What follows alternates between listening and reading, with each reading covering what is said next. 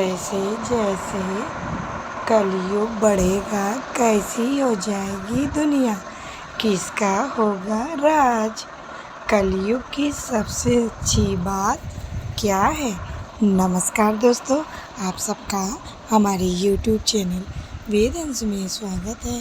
तो दोस्तों, आइए जानते हैं कि कलयुग की सबसे अच्छी बातें क्या क्या हैं। काल पाप और गुणों का घर है, किंतु कलयुग में एक गुण भी बड़ा है। उसमें बिना ही परिश्रम भवबंधन से छुटकारा मिल जाता है। सतयुग, त्रेता और द्वापर में जो गति पूजा यज्ञ और योग से प्राप्त होती है, वही गति कलयुग में केवल भगवान के नाम से पा जाते हैं। सतयुग में सब योगी और विज्ञानी होते हैं। हरि का ध्यान करके सब प्राणी भवसागर से तर जाते हैं। त्रेता में मनुष्य अनेक प्रकार के यज्ञ करते हैं और सब कर्मों को प्रभु को समर्पण करके भवसागर से पार हो जाते हैं। द्वापर में श्री रघुनाथ जी के चरणों की पूजा करके मनुष्य संसार से तर जाते हैं। दूसरा कोई उपाय नहीं है। कलयुग में तो केवल श्री हरि की गुण गाथाओं का गान करने से ही मनुष्य भवसागर की था से पार पा जाते हैं।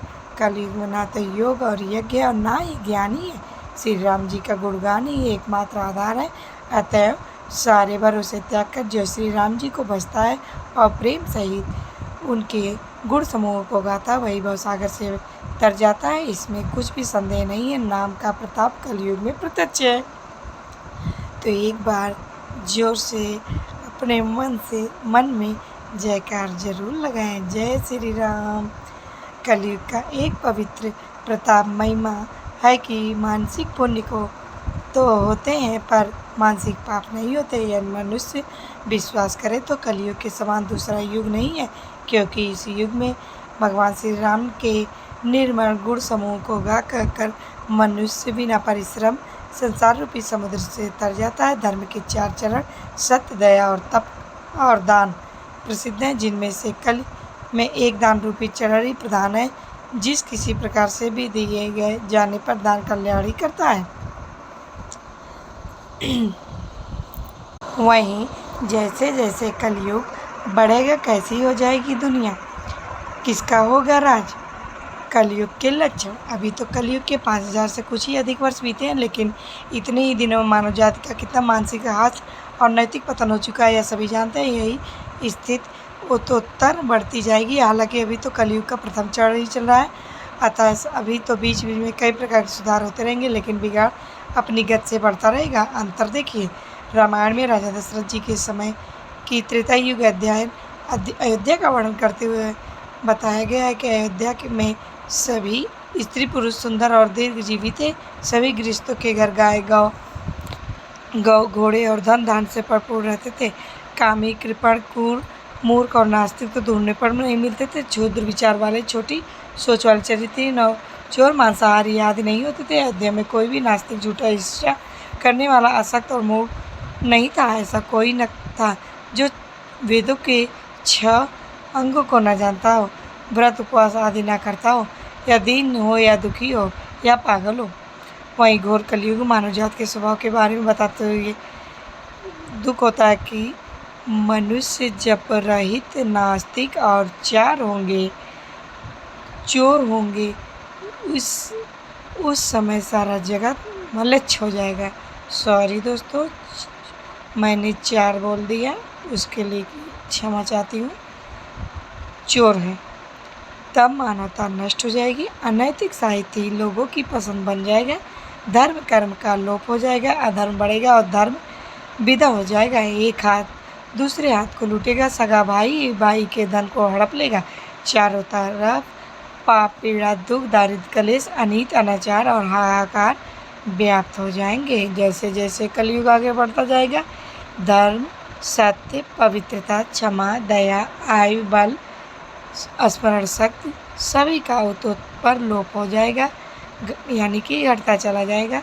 उस समय तक मनुष्य की आयु घटकर 20 वर्ष हो जाएगी। युवा अवस्था समाप्त हो जाएगी। 16 वर्ष में लोग बूढ़े हो जाएंगे और 20 वर्ष में मृत्यु हो जाएगी। कलयुग के प्राणियों के शरीर छोटे छोटे, निर्बल और रोगग्रस्त होने लगेंगे। चारों तरफ बीमारियां होंगी। कोई भी मौसम समय पर नहीं होंगे, ना समय पर वर्षा होगी, ना भयानक सर्दी और भयानक गर्मी पड़ेगी, अन्न नहीं उगेगा, पेड़ों पर फल नहीं लगेंगे। धीरे धीरे ये सारी चीज़ें खत्म हो जाएंगी। तब भी शासक प्रजा पर कर लगाते जाएंगे। गायें बकरियां की तरह छोटी छोटी और कम दूध देने वाली हो जाएंगी और बाद में गाय दिखना भी बंद हो जाएंगी। गंगा नदी पृथ्वी लोक को पूरी तरह छोड़कर देंगी। कलयुग के अंत में तूफानों और भूकंप जैसी प्राकृतिक आपदाओं की संख्या बढ़ जाएगी। ज्ञान और वैज्ञानिकता के नाम पर अपने माता पिता को लोग भूल जाने और स्वेच्छाचारी बन जाने की सलाह देने वाले महात्मा हर जगह होंगे। व्यापारिक सत्य और ईमानदारी समाप्त हो जाएगी। छल कपट में निपुण व्यक्ति भी व्यवहार कुशल क्षमा समझा जाएगा। अर्थहीन व्यक्ति की असाधु माने जाएंगे। घोर दाम्भिक और पाखंडी ही सत्पुरुष समझे जाएंगे। धर्म तीर्थ माता पिता और गुरुजन उपेक्षित और तिरस्कृत होंगे। धर्म का सेवन यश के लिए किया जाएगा। हर एक प्राणी धर्म की मर्यादा त्याग कर स्वच्छंद मार्ग का अनुसरण करेंगे। वेद मार्ग मिट जाएगा। जो शक्ति संपन्न होगा वही शासन करेगा। उस समय के राजा अत्यंत नीच दुष्ट और निष्ठुर होंगे। लालची तो वे इतने होंगे कि उनमें और लुटेरे में कोई अंतर नहीं रह जाएगा। इनसे भयभीत होकर प्रजा वनों और पर्वतों में छिपकर तरह तरह के कंदमूल फल फूल मांस आदि से अपनी भूख मिटाएंगे। मनुष्य जीवन का सर्वश्रेष्ठ पुरुषार्थ होगा उदर भरण। बिल्कुल पशुओं की तरह पथिकों को मांगने पर भी कई अन्य जल या ठहरने के लिए स्थान नहीं मिलेगा। स्त्रियां कटुवादिनी होंगी, वे किसी की आज्ञा नहीं मानेंगी। लोग विपयी हो जाएंगे, एक दूसरे को लूटेंगे और मारेंगे। पुत्र पिता का और पिता पुत्र का वध करके ही उद्विग्न नहीं होंगे। अपनी प्रशंसा के लिए लोग बड़ी बड़ी बातें बनाएंगे और समाज में उनकी निंदा भी नहीं होनी होगी। मनुष्य का स्वभाव गधों की तरह असहनीय और केवल गृहस्थी का भार ढोने वाला हो जाएगा। वहीं कागभूषुंडी जी द्वारा कलयुग का वर्णन।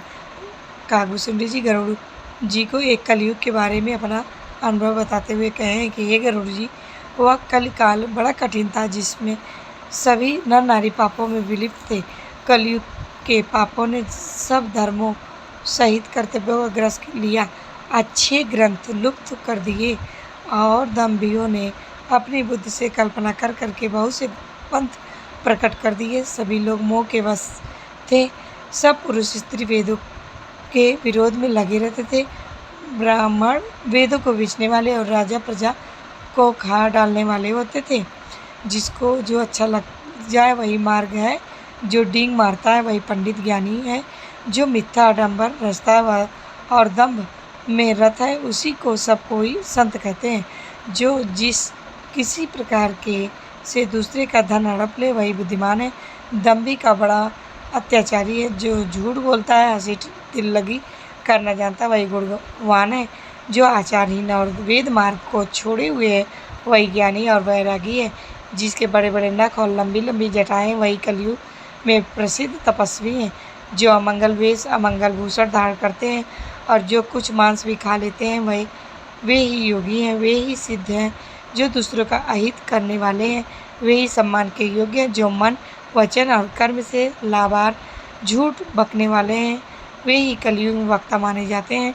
सभी पुरुष काम और लोभ में तत्पर और क्रोधी होते हैं। देवता विप्र वेद और संतों के विरोधी होते हैं। राजा लोग पाप पारायण हो गए। सुहागिनी स्त्रियां आभूषणों से रहित होती हैं। स्त्रियां अपने पति को छोड़कर पर पुरुष का सेवन करती हैं। जो तर्क करके वेद की निंदा करते हैं वे ही ज्ञानी और आधुनिक है। कुलवती और सती स्त्री को पुरुष घर से निकाल देते हैं। जो पुरुष पराई स्त्री में आसक्त, कपट करने में चतुर और मोह द्रोह में लुप्टे हुए वही मनुष्य अभेदवादी, ब्रह्म और जीव को एक बताने वाले ज्ञानी हैं। ब्राह्मण अपढ़, लोभी, कामी, आचारहीन और मूर्ख होते हैं।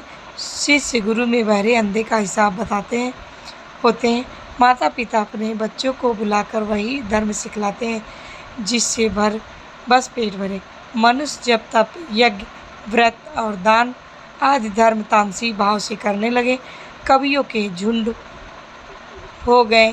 गुण में दोष लगाने वाले बहुत हैं पर गुणी कोई नहीं है। कलयुग में बार बार अकाल पड़ते हैं। अन्न के बिना सब लोग दुखी होकर मरते हैं। कलयुग में कपट, हठ, दंभ, द्वेष, पाखंड, मान, मोह, मद और काम आदि सब जगह छा जाते हैं। मनुष्य रोगों से पीड़ित है, सुख कहीं नहीं, बिना कारण अभिमान और विद्रोह करते हैं। 10-5 वर्ष का थोड़ा सा जीवन है, लेकिन घमंड ऐसा जैसे कल्पांत पर भी उनका नाश नहीं होगा। कलिकाल में मनुष्य को बेहाल कर डाला। कोई बहन बेटी का भी विचार नहीं करता। लोगों में ना संतोष है, ना विवेक, ना शीतलता है। ईर्ष्या, कड़वे वचन और लाचार भरपूर है। समानता चली गई। स्त्री पुरुष सभी शरीर के ही पालन पोषण में लगे रहते थे। पराई निंदा करने वाले संसार भर में फैले हुए हैं। तो दोस्तों, उम्मीद करती हूँ कि मेरी ये जानकारी आप सबको ज़रूर ही पसंद आई होगी।